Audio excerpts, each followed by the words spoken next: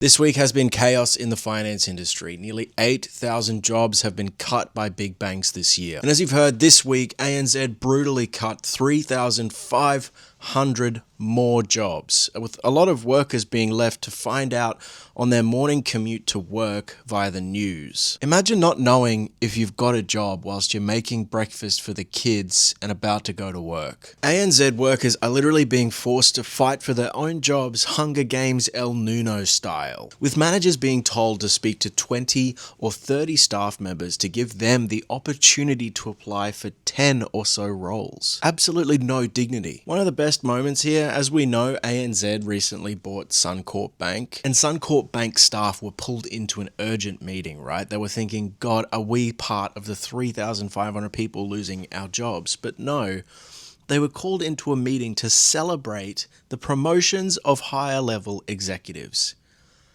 Tone deaf doesn't even begin to cover it. This comes just weeks after ANZ's humiliating email blunder where they told staff to return their equipment before those staff even knew that they were being made redundant. What else can we expect from El Nuno, ANZ's new CEO? Then NAB axed 410 Australian roles. And here's the kicker. They then opened 127 new roles in Vietnam and India. Bendigo Bank then decided to copy their homework and they axed 145 tech jobs. Oh, and this was after gutting regional branches earlier this year. This is all after Bank of Queensland cut 200 jobs and offshored half of its call center. All of this while the big four banks rake in over $30 billion in profits over the last 12 months. Workers lose livelihoods, executives pocket bonuses. That is the definition of corporate greed. The finance sector union is fighting back. We are in the Fair Work Commission and we are calling on the federal government to step in here. We cannot let these banks get away with this. They have a responsibility to their workers and they have a responsibility to their communities,